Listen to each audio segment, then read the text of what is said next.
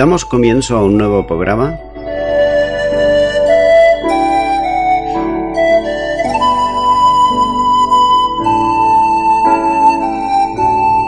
Servidores de Dios. Quien te habla es Manuel Cornejo.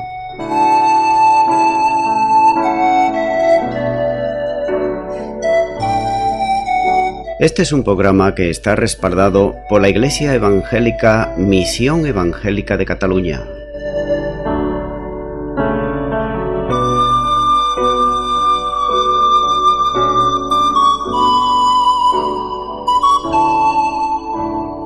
Estamos situados en la ciudad de Sabadell, en la avenida Matadepera número 239.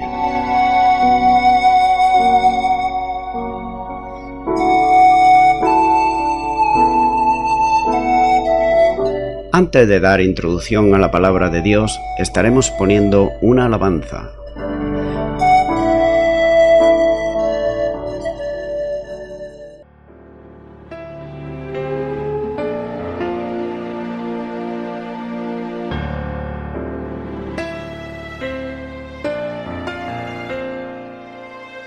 He visto cadenas romperse, montañas moverse. He visto las enfermedades desaparecerse. He visto los yugos pudrirse. He visto barreras caerse. He visto a Dios en tus problemas siempre detenerse y moverse. Yo he visto a Dios quitar tristeza y poner su alegría. Yo he visto que a los moribundos también les da vida. He visto que quita el dolor. Lo he visto sanar mis heridas. He visto y sé que en tus dilemas Dios es solución, Dios es la salida. He visto que cuando lo alabo Él derrama su gloria, y que cuando su pueblo clama Él le da la victoria. Que en pruebas y dificultades su iglesia nunca deja sola.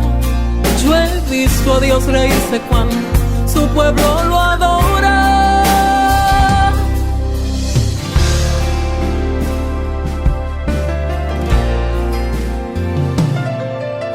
He visto a Dios hacer posible lo que es imposible a la mente humana. También en medio del desierto lo he visto dar agua. Poner donde no hay le agrada. Responder cuando tú lo llamas. Yo he visto a Dios decir presente cuando confeso sus hijos claman. He visto que cuando lo alabo Él derrama su gloria, y que cuando su pueblo clama Él le da la victoria. Que en pruebas y dificultades su iglesia nunca deja sola.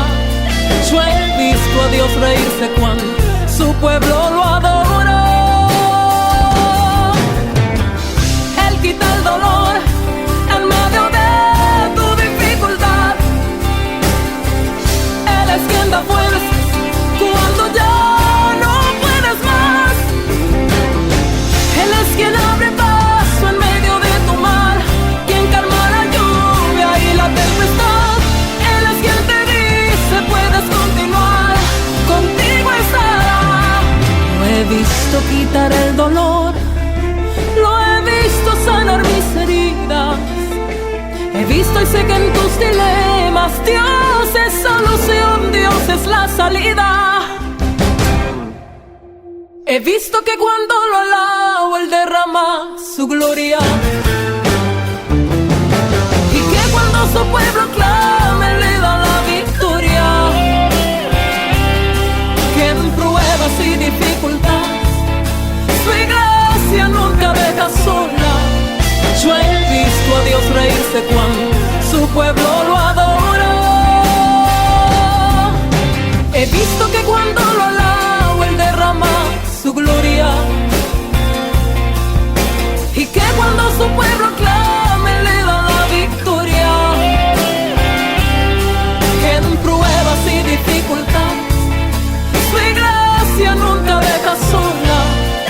he visto a Dios reírse cuando su pueblo lo adoró.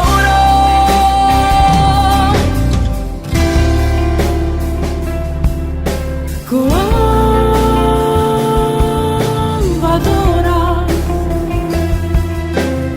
yo he visto a Dios reír.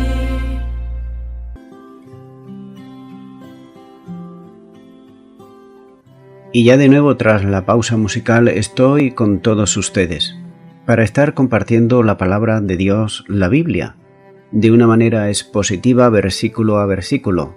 Es por eso que en esta ocasión seguimos con el libro de los Hechos, capítulo 5 y versículo 27, donde dice la palabra de Dios. Cuando los trajeron, los presentaron en el concilio, y el sumo sacerdote les preguntó: ¿los apóstoles fueron llevados directamente donde ya estaban reunido el Sanedrín? Por tanto, los jueces estaban ya sentados en el semicírculo, colocando en el centro a los acusadores, que en ese caso eran los apóstoles. Para algunos de los apóstoles esto era una novedad, pero no así para Pedro y Juan, ya que esta vez era la segunda vez que comparecían ante el Sanedrín. Y como sumo sacerdote y presidente del tribunal, tomó a su cargo el interrogatorio de los apóstoles. Recuerdo que el sumo sacerdote y mucho del Sanedrín, la mayoría, eran saduceos, es decir, que no creían en los ángeles ni tampoco en la resurrección de los muertos. Continúo con el versículo 28, donde sigue diciendo la palabra de Dios, diciendo: ¿no os mandamos estrictamente que no enseñaseis en ese nombre? Y ahora habéis llenado a Jerusalén de vuestra doctrina, y queréis echar sobre nosotros la sangre de ese hombre. Aparentemente el Sanedrín no estaba en absoluto interesado en saber cómo lograron escapar de la cárcel Pedro y Juan, ya que no le hicieron ninguna pregunta sobre esto, y no obstante, sin embargo, este hecho les había provocado no pocas turbaciones hacía poco tiempo atrás. Él y los demás miembros ahora enfocan su atención en la orden que ellos le habían dado al liberar a Pedro y a Juan. Pero también es cierto que en la ocasión anterior ellos habían tenido que ver solo con 2 apóstoles.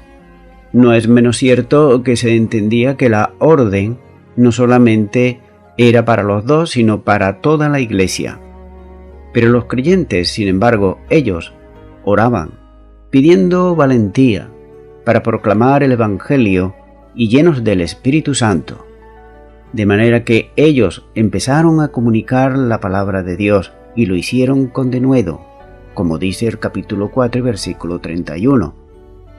De manera que esto significa que ellos habían desobedecido la orden del Sanedrín, por lo cual ahora son acusados de desobediencia delante de ellos.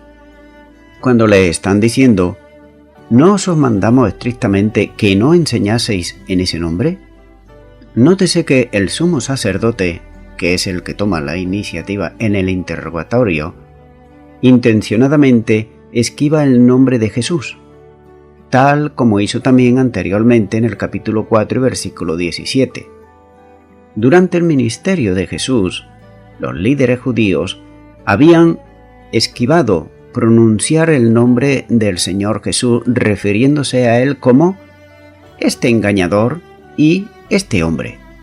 Prueba de ello es donde lo dice en Mateo capítulo 27, versículo 63, el Evangelio de Juan capítulo 9, versículo 16, versículo 24 y también Juan capítulo 11 y versículo 47. Pero ahora se cuida de decir que había dado tales órdenes con amenazas. Cuando los miembros del Sanedrín no podían castigar a los apóstoles por temor al pueblo, sabe que así con sus amenazas eran palabras sin poder. Esto ellos lo sabían. También lo eran sus órdenes. Parecen estar peleando una batalla que tienen de antemano perdida, porque lo que se estaba haciendo públicamente es todo lo contrario a lo que él había ordenado, es decir, el sumo sacerdote. Así que ellos sabían que los apóstoles han inundado Jerusalén con las enseñanzas, con la doctrina del Señor Jesús, en abierto desafío a sus órdenes. Sin duda, que Él es incapaz de hacerle desistir de seguir enseñando en el nombre del Señor Jesús, y reconocen, aunque no lo dijeran, que el Sanedrín no tiene enseñanza alguna que pudiera oponerse a la doctrina de Cristo. En su frustración, plantean dos acusaciones adicionales, como vamos a ver. Primero, ellos dicen, han llenado a Jerusalén de su doctrina. El sumo sacerdote sigue evitando pronunciar el nombre de Jesús. En cambio, afirma que las enseñanzas se originan con los apóstoles, pero estos reiteradamente han dicho que ellos no actúan en su propio nombre, sino que han recibido autoridad de Jesús, tal como dijeron en el capítulo 3, versículo 16, versículo 6 también, y el capítulo 4, versículo 10. En segundo lugar, ellos dicen y argumentan cuando están diciendo, y queréis echar sobre nosotros la sangre de ese hombre. Con sus propias palabras, están admitiendo ellos, el Sanedrín, haber asesinado a un inocente. El sumo sacerdote no puede evitar la evidencia de que el Sanedrín deseó la muerte de Jesús. Aun cuando Poncio Pilato no encontró base para condenarle y por 3 veces intentó que se le soltase, como nos lo muestra un ejemplo en Lucas capítulo 23 y versículo 22. La referencia a la sangre de Cristo es un claro eco de la respuesta que el pueblo judío dio a la afirmación de Pilato, cuando a él le dijo, «Inocente soy yo de la sangre de este justo, allá vosotros». Mateo capítulo 27, versículo 24. Entonces la multitud exclamó y dijo, «Su sangre sea sobre nosotros y sobre nuestros hijos». Versículo 25 de este mismo capítulo 27 de Mateo. Pero ahora los miembros del Sanedrín se dan cuenta que deben cargar con la responsabilidad por haber derramado sangre inocente. Pero no obstante, el sumo sacerdote se opone con energía al recuerdo que repentinamente Pedro le hace en el sentido que fueron las autoridades judías y el pueblo al cual ellos o levantaron o incitaron a los romanos para que llevasen a Jesús a la muerte y clavándole en una cruz. La evidencia en contra de los miembros del Sanedrín es aplastante, pero el sumo sacerdote acusa a los apóstoles de querer echar sobre él y sus colegas del Sanedrín la responsabilidad por la muerte de Jesús. Nótese, por otro lado, de la manera en que los religiosos del Sanedrín abusaban de su posición, pues no dudaban en engañar al pueblo, no dudaban en buscar falsos testigos para acusar a Jesús, y ahora tampoco dudan en tratar de echarle todas las culpas a los apóstoles.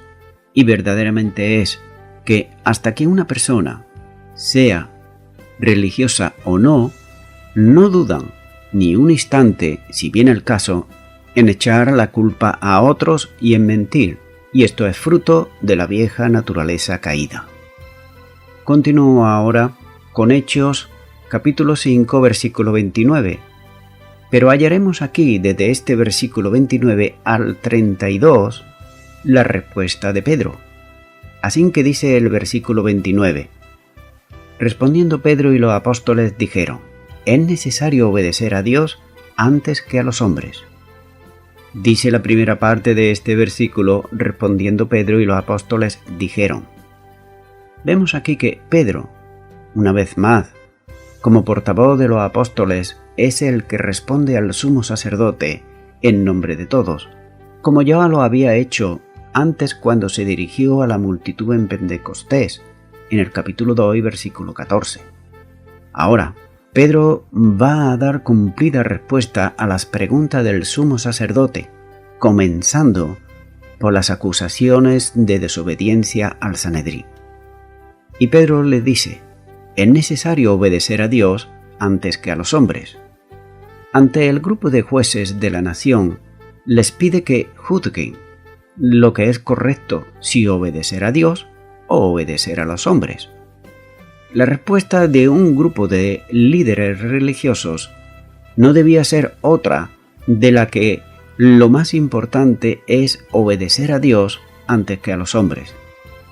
El término obedecer se utiliza para referirse a la obediencia de quien está en autoridad suprema.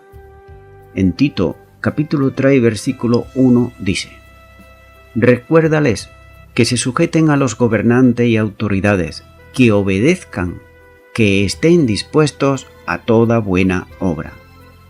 Nótese, que obedezcan. Dios es soberano, que ha de ser obedecido antes de cualquier autoridad humana, porque toda autoridad humana ha sido puesta con el permiso de Dios, porque Dios, como he dicho, es soberano. Por tanto, Pedro apela al juicio del Sanedrín para que determine cuál era el nivel de obediencia a que debería someterse un creyente, si a Dios o a los hombres. El Espíritu Santo estaba guiando la respuesta de Pedro, que dejaba sin efecto la primera pregunta del sumo sacerdote. No se trataba de que ellos desobedecieran las instrucciones que el Sanedrín le había dado antes, sino que estaban obedeciendo una autoridad aún superior a la del Sanedrín, es decir, estaban obedeciendo a la autoridad superior del mismo Dios. Continúo ahora con el versículo 30 de este capítulo 5 de Hechos de los Apóstoles, y sigue diciendo: el Dios de nuestros padres levantó a Jesús, a quien vosotros matasteis colgándole de un madero. Hábilmente Pedro da su respuesta al tribunal. Las buenas nuevas de que Jesús vive porque Dios le levantó de entre los muertos, nótese que se refiere a Dios como el Dios de nuestros padres. Con estas palabras trae al recuerdo de sus oyentes a Moisés, a quien Dios dijo que dijera a los israelitas en Egipto: el Dios de vuestros padres, el Dios de Abraham, de Isaac y de Jacob, me ha enviado a vosotros. Éxodo capítulo 3 y versículo 15. Así que Pedro le estaba recordando esto. Con esta referencia indirecta, el pasaje registrado por Moisés, Pedro le está demostrando la unidad y continuidad con sus compatriotas israelitas. Con toda valentía habla de Jesús, porque la esperanza y la consolación de Israel fueron envueltas con la venida del Mesías, a quien Dios había enviado en Jesucristo. Pedro les recuerda a los miembros del Sanedrín que ellos son responsables por la muerte de Jesús al haberle colgado de un madero. Entonces escoge Pedro cuidadosamente las palabras de esta última frase, pero no precisamente porque quisiera describir la muerte de Jesús por crucifixión en términos poéticos. Al contrario, emplea estas palabras porque proceden directamente del Antiguo Testamento. Cuando las autoridades judías planearon la muerte del Señor Jesús, incitaron a la multitud a que gritara: «¡Crucificadle!». Ellos conocían las palabras del Antiguo Testamento y consecuentemente querían que Dios lo maldijera, en conformidad con el mandato divino, como nos encontramos aquí cuando dice: «Maldito todo aquel que es colgado en un madero», como así nos lo muestra en el Antiguo Testamento, en Deuteronomios capítulo 21 y versículo 23. Y también en Gálatas capítulo 3 versículo 13 se hace eco precisamente de este versículo de Deuteronomios. En resumen, ellos trataron de usar a Dios para sus propios propósitos malvados, negando a Jesús. cualquier vestigio de divina gracia y favor también, ya que ellos decían que la maldición de Dios debería de caer naturalmente sobre él, sobre Jesús, por haber muerto en la cruz del Calvario. Según ellos, él no estaba apto para vivir en este mundo, y debido a la maldición de Dios, el cielo tampoco lo recibiría. Pero Pedro deliberadamente trae a la memoria del sumo sacerdote y los demás del Sanedrín las palabras de las Escrituras, que ellos tenían en mente, cuando pidieron a Pilato que crucifica a Jesús. De manera que ellos lo clavaron en un madero, considerándole maldito a quien es el bendito de Dios. Continuó con el versículo 31, donde sigue diciendo la palabra de Dios. A este Dios ha exaltado con su diestra por príncipe y sacerdote, para dar a Israel arrepentimiento y perdón de pecados. Dios no solo levantó a Jesús, como dice el versículo anterior, sino que el mismo Dios lo había exaltado con su diestra. Esa acción divina constituye a Jesús como príncipe y también como salvador. Veamos. Como príncipe. La palabra griega es achegón y tiene varios significados. Por ejemplo, autor, creador, fuente, líder, pionero. También el iniciador y el consumador, como nos muestra en Hebreos capítulo 12 y versículo 2. Jesucristo es el autor de la vida, como hemos visto en este mismo libro de los Hechos, capítulo 3 y versículo 5. Y también es el autor de la salvación, como vemos en Hebreos, capítulo 2 y versículo 10. Hay que tener en cuenta que Jesús es tanto el dador como también el salvador de la vida. La palabra salvador, sotera, significa libertador y preservador, de la idea de un libertador o salvador que arrebata a una persona de algún terrible desastre que va a terminar en una destrucción. Hay muchos versículos en los cuales nos dice que el Señor Jesucristo es el Salvador. Daré algunos, por ejemplo, en Lucas capítulo 2 y versículo 11, Juan capítulo 4 versículo 42, Efesios capítulo 5 versículo 23 y Filipenses capítulo 3 versículo 20. Estas descripciones son importantes, ya que con ellas Pedro informa a sus oyentes que el príncipe no es solamente un gobernante, quien sobre la base de su exaltada posición y divinidad y autoridad exige la obediencia del hombre, sino que es también el Salvador, por quien el hombre debe de ser salvo. En una ocasión anterior, Pedro aconsejó a los gobernantes y ancianos de Israel que la salvación puede ser recibida solo a través del nombre de Jesús. Hechos capítulo 4 y versículo 12 les dijo: y en ningún otro hay salvación, porque no hay otro nombre bajo el cielo dado a los hombres en que podamos ser salvos. Pero ahora, más directamente, les informa que Jesús es Salvador, para dar a Israel, por voluntad de Dios, arrepentimiento y perdón de pecados. Aunque la salvación también comprende un cambio total de la mentalidad del pecador, declara que tanto el arrepentimiento como la remisión de pecados son precisamente dones, regalos de parte de Dios. Los dos conceptos aquí, arrepentimiento y perdón de pecados, componentes de las buenas nuevas predicadas ya anteriormente, por ejemplo, por Juan el Bautista, en Marcos capítulo 1 y versículo 4. También por Jesús, en Mateo capítulo 4 versículo 17.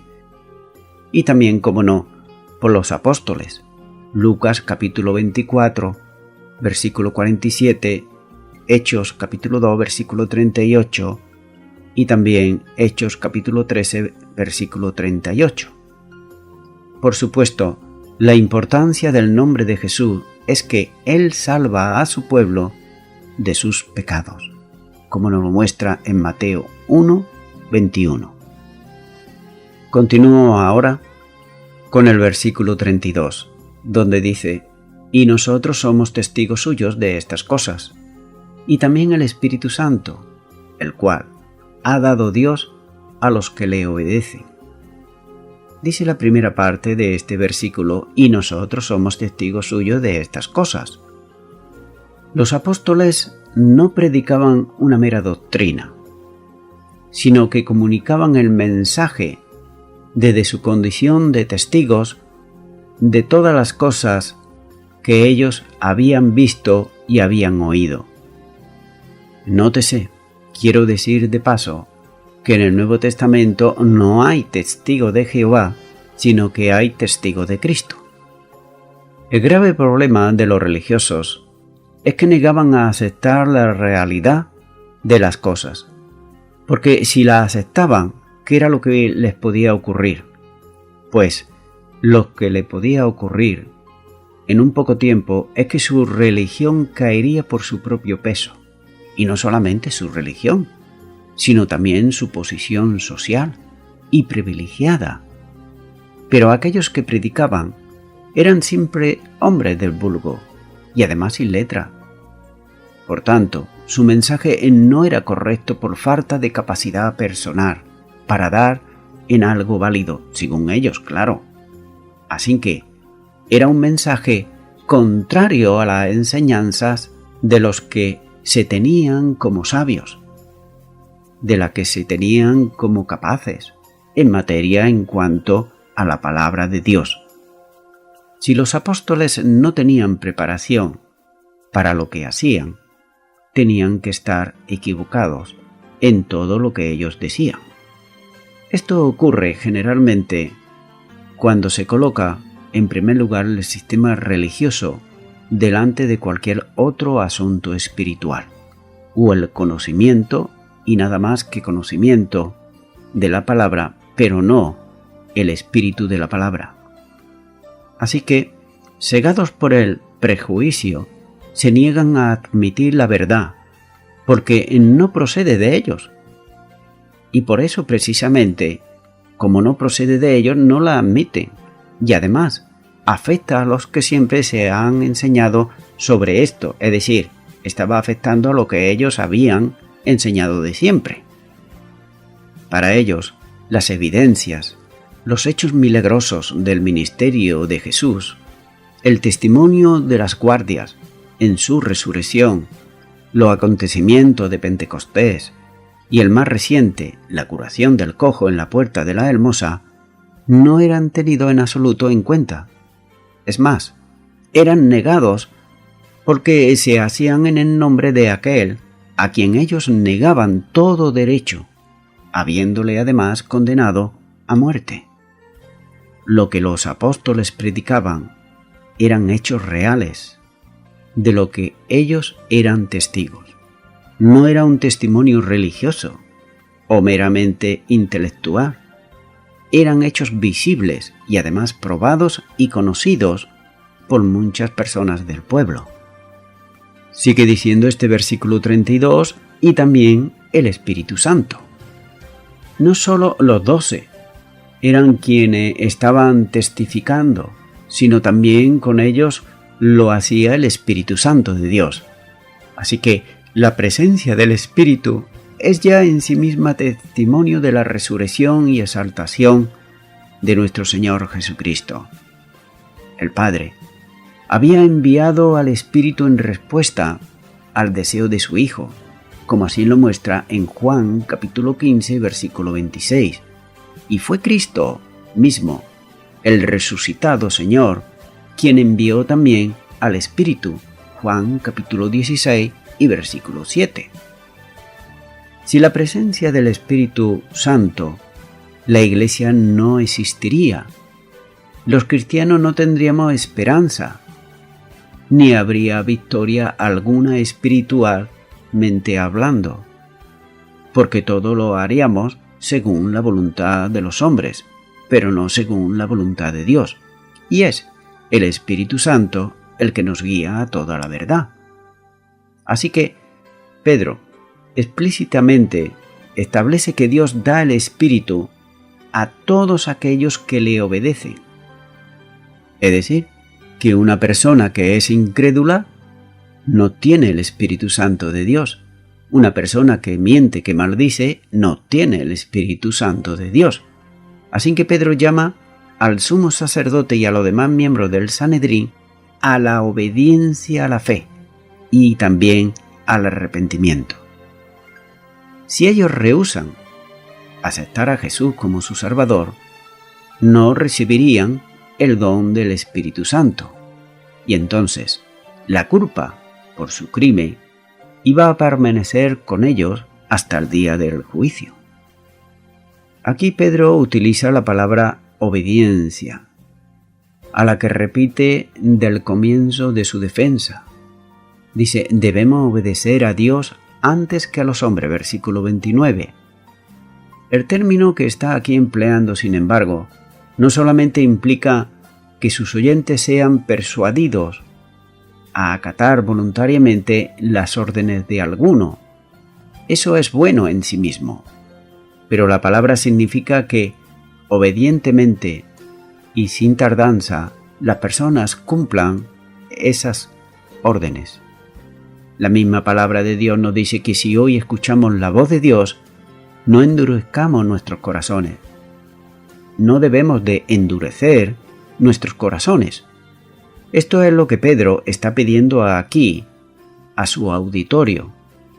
Si los del Sanedrín obedeciesen a Jesús, entonces ellos iban a experimentar la obra del Espíritu Santo en sus vidas.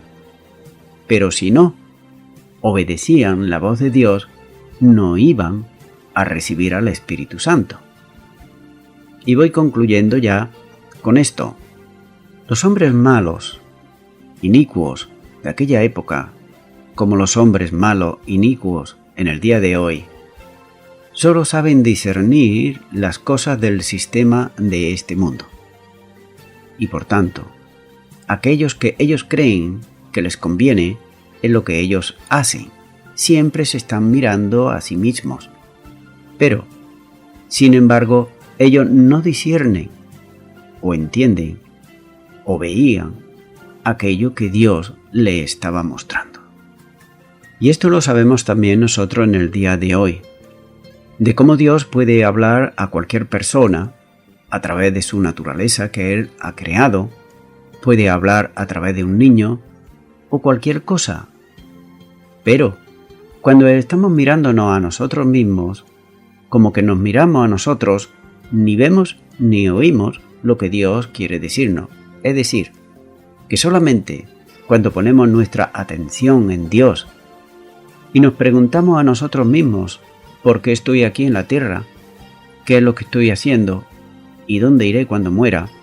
Es cuando vienen respuestas a nuestra mente y es cuando empezamos a percibir cosas que antes no nos dábamos cuenta. En otras palabras, es el Espíritu Santo de Dios el que está redarguyéndonos precisamente porque estamos buscando a Dios. Así que vemos aquí que ellos, los del Sanedrín, deberían primeramente ellos buscar a Dios y buscarlo de todo su corazón. Pero ellos no buscaban en realidad a Dios, sino que buscaban su propia posición, sus propias posiciones y también sus propios privilegios que ellos tenían. Por esta razón, ellos se oponían a la voluntad de Dios, enfuscados en sus propios razonamientos humanos y en sus propias emociones y en sus propios prejuicios. Pero los hombres que buscan a Dios son hombres con discernimiento, que reconocen la voluntad de Dios para sus vidas. Amigo y amiga oyente, yo no sé qué clase de persona eres tú, si de las que buscan a Dios o si de aquellas que piensan que lo más que vale en esta vida son quizá las posiciones, los privilegios o tal vez los bienes materiales. Pues bien, como ya sabes, todo eso pasará. No quedará absolutamente nada. Y la pregunta es, ¿qué tendrás tú cuando tengas que compadecer delante de Dios para rendirle cuentas por tu vida? Porque no le puedes presentar tus posiciones, ni tus bienes materiales. Esto no sirve absolutamente de nada. Recuerda que todos tendremos un día que compadecer delante de Dios, tarde o temprano, aunque a ti te parezca que ahora pasa el tiempo y no ocurre nada. Te recuerdo que para Dios no existe el tiempo, ya que Él tiene toda la eternidad por delante.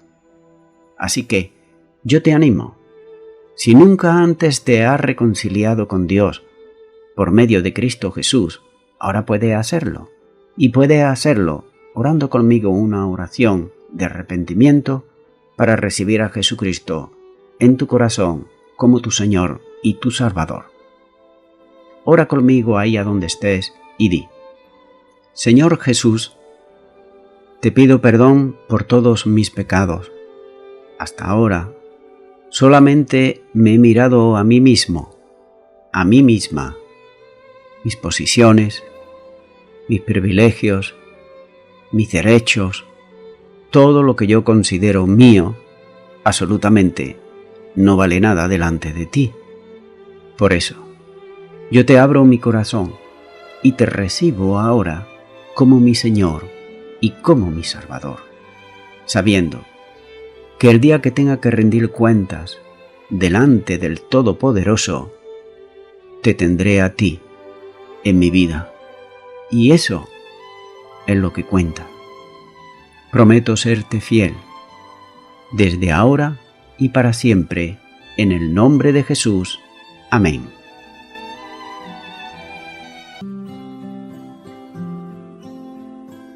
Amigo y amiga oyente, si tú has hecho esta oración de todo tu corazón, te recomiendo que comiences en primer lugar a orar a Dios en el nombre de Jesucristo. Orar a Dios no es rezar, sino que es hablar con una persona. También te recomiendo que leas la palabra de Dios. Comienza por los evangelios si no lo has hecho nunca. Y también te recomiendo que para que puedas crecer espiritualmente, te congregues en una iglesia cristiana evangélica donde se predique, se enseñe y se practique la sana doctrina y la palabra de Dios. Congrégate ahí y con el tiempo crecerás espiritualmente y podrás servir al Señor Jesucristo. Que Dios te bendiga. Y a toda la audiencia, nuevamente ya me estoy despidiendo de todos ustedes y será hasta el próximo programa. Que Dios os bendiga a todos.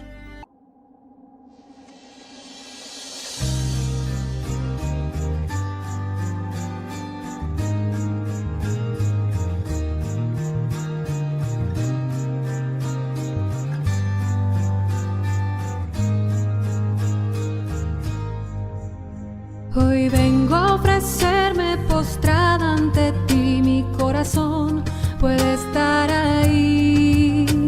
El cielo se viste de gala, jamás se ha visto así. Hoy vengo a ofrecerme postrada ante ti, mi corazón puede estar ahí. El cielo se viste de gala, jamás se ha visto así. Y en humilde pesebre ahí en Belén ha nacido el Rey. Alabanzas al Rey, alabanzas al Rey, alabanzas al Rey de Israel.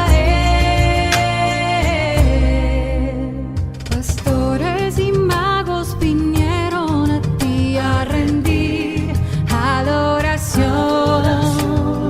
Ángeles ahora cantan a Dios nueva canción, pues al mundo ha llegado el regalo de Dios, paz y salvación.